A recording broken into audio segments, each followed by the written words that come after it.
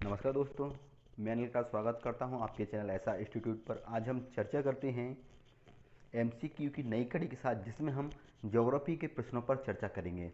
उससे पहले हमारे चैनल को लाइक करें, शेयर करें और सब्सक्राइब करें और बेल आइकन को जरूर दबाएं, जिससे हमारे आने वाले वीडियो आपको नोटिफिकेशन के द्वारा प्राप्त हो जाए। अब हम पहले प्रश्न की चर्चा करते हैं। पहला प्रश्न है, माउंट एवरेस्ट कहाँ पर है? Option A Pakistan, option B Bharat, option C Tibet, option D Nepal. I hope आपको सभी आंसर पता होगा। आप हमें कमेंट का जरूर बताइए सभी के आंसर हमें। Option D Nepal. Mount Everest क्या है? विश्व का सर्वोच्च पर्वत शिखर है, जिसकी ऊंचाई कितनी है? 8,848 मीटर। और ये प्रश्न में पूछा जाता है इसकी लंबाई कितनी, तो कितनी लंबाई इसकी? 8,848 मीटर है। और इसकी फिट में बात किया तो कितना फिट है? तो यह है 29,028 फिट। अगला प्रश्न, प्रथम भारतीय नारी जो एवरेस्ट शिखर पर चढ़ने में सफल हुई?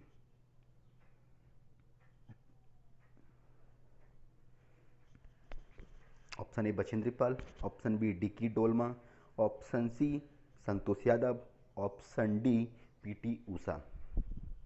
आप हमें इसका आंसर जरूर कमेंट कर बताइए।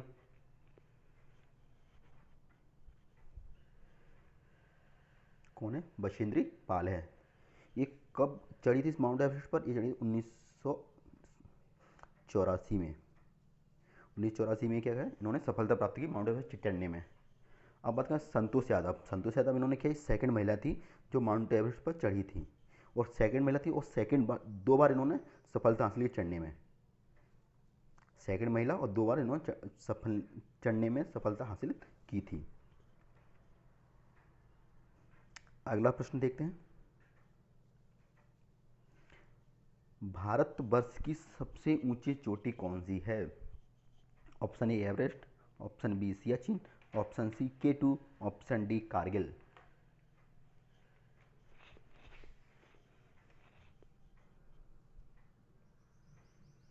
इसका आंसर क्या होगा, हमें कमेंट कर जरूर बताइए। इसका आंसर है K2। K2, K2 या फिर गॉडविन आस्टीन इसको बोलते हैं। ये क्या भारतवर्ष की सबसे ऊंची चोटी है। और ये कहाँ स्थित है? कराकोरम श्रेणी पर स्थित है।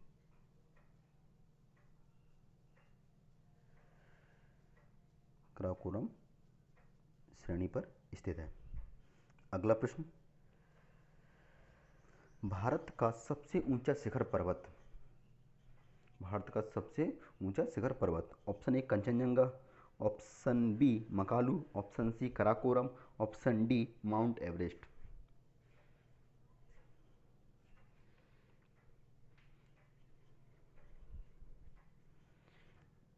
इसका सही आंसर क्या आएगा, आप हमें कमेंट को जरूर बताइए। इसका आंसर है कंचनजंगा। जो कंचनजंगा है भारत की सबसे ऊंचा पर्वत शिखर है।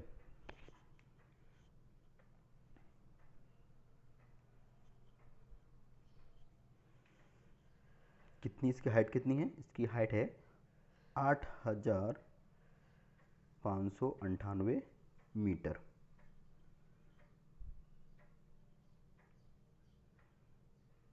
और कहाँ पर है? भारत नेपाल पे स्थित है। अगला प्रश्न देखते हैं। एक्चुअली चोटी नहीं, एक्चुअली राज्य है। कौन से राज्य में अवस्थित है? Option A Rajasthan, option B Gujarat, option C Madhya Pradesh, option D Maharashtra. इसका सही आंसर आएगा राजस्थान। जो गुरु शिखर है राजस्थान में अवस्थित है। राजस्थान में कहाँ पर है? सिरोही जिले में है। ये क्या है? जो अरावली पर्वत है उसकी सर्वोच्च चोटी है। कौन सी? गुरु शिखर सर्वोच्च चोटी है। इसकी समुद्र तल से ऊंचाई कितनी है? इसकी ऊंचाई 1722 मीटर। समुद्र तल से ऊंचाई कितनी है? 1722 मीटर है। अगला प्रश्न देखते हैं। नाथुला दर्रा किस राज्य में अवस्थित है? Option A Arunachal Pradesh, option B Assam, option C Meghalaya, option D Sikkim. इसका आंसर क्या होगा? इसका आंसर कहाँ पर? ये सिक्किम में है। इस सिक्किम में अवस्थित है नाथुला दर्रा। और इसकी जो समुद्र तल से ऊंचाई वो कितनी है? 4508 मीटर। इसकी समुद्र तल से इतनी ऊंचाई इसकी है। अब अगले प्रश्न की बात करते हैं। निम्न दर्रों में से किससे होकर लेह जाने का रास्ता है? लेह जाने का रास्ता है।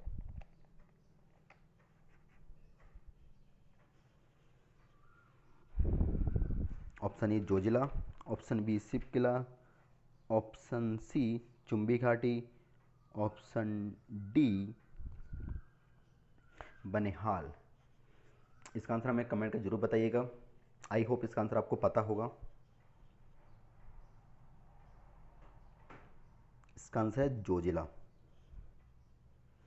जो जोजिला दर्रा है वो कहाँ किसको जोड़ता है? श्रीनगर से लेह को जोड़ता है। श्रीनगर को लेह से जोड़ने वाला एक मार्ग है। ये क्या है? जो बनिहाल दर्रा है ये क्या करता है? जम्मू को श्रीनगर से जोड़ देगा। जम्मू को श्रीनगर से जोड़ेगा। जम्मू को श्रीनगर से जोड़ेगा। और शिपकला जो है, शिपकला का संबंध किससे है? शिपकला संबंध है हिमाचल प्रदेश से है। किससे? हिमाचल प्रदेश से है। जोजिला दर्रा क्या करेगा? जोजिला दर्रा श्रीनगर से लेह को जोड़ेगा। और बनिहाल दर्रा जम्मू को श्रीनगर से जोड़ेगा। और जो शिपकला है वो कहाँ पर है? हिमाचल प्रदेश में है। अगला प्रश्न, निम्न में कौन सा विशालतम हिमनद है? ऑप्शन है ससाइनी, option B Gangotri, option C Zemu, option D Siachen. कौन सा विशाल है? इसका आप कमेंट का आंसर जरूर बताइए हमें। इसका आंसर आएगा सियाचिन। जो सियाचिन है विशालतम हिमनद है। अब कितना है इसका लंबाई, जरा चर्चा करते हैं लंबाई पर। ये कहाँ पर है? काराकोरम श्रेणी पर स्थित है सियाचिन। काराकोरम श्रेणी पर अवस्थित है। और ये कितने कितने मीटर पे है? 76.64 किलोमीटर में अवस्थित है। अगला प्रश्न, निम्न में किस तट से भारत का औसत समुद्र तल नापा जाता है?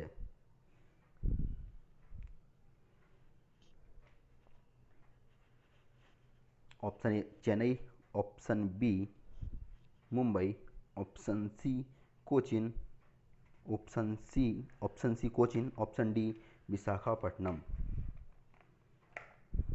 इसका आंसर बताइए हमें कमेंट करके।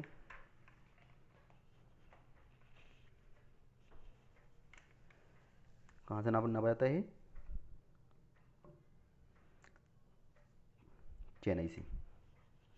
क्या करते हैं? भारत की जो औसत समुद्र तल की जो कहाँ है? चेन्नई तट से मापा जाता है। जो भी नापते हैं, जो जिसकी लंबाई नापते हैं, आपने स्टेशन पे देखा होगा कि वहाँ लिखा है इतने समुद्र तल से इतनी ऊंचाई पर अवस्थित है। तो किस समुद्र तल से? चेन्नई जो समुद्र चेन्नई में जो स्थित है, चेन्नई के जो तट से अवस्थित समुद्र है वहाँ से इसकी लंबाई मापी जाती है। अगला प्रश्न, भारत के किस राज्य का समुद्री तट सबसे अधिक लंबा है? ए आंध्र प्रदेश, बी महाराष्ट्र, सी गुजरात, डी तमिलनाडु।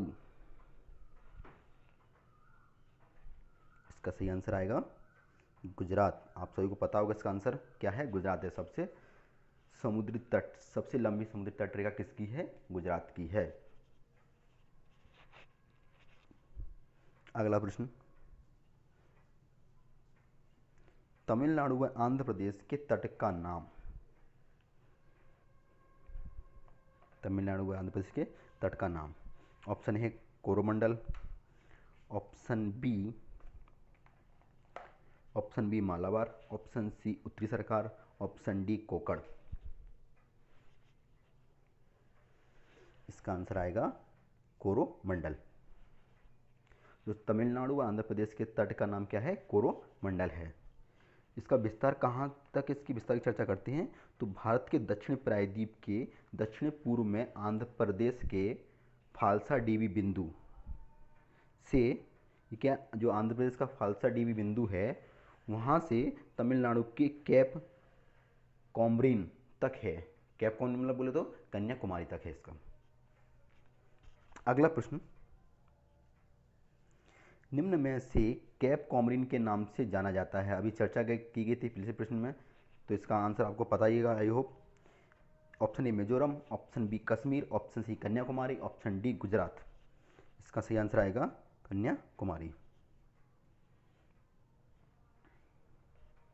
अगला प्रश्न,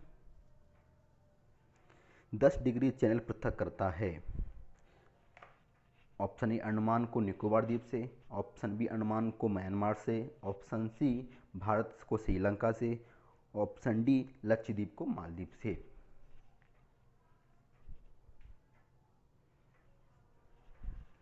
सही आंसर आएगा अंडमान को निकोबार द्वीप से।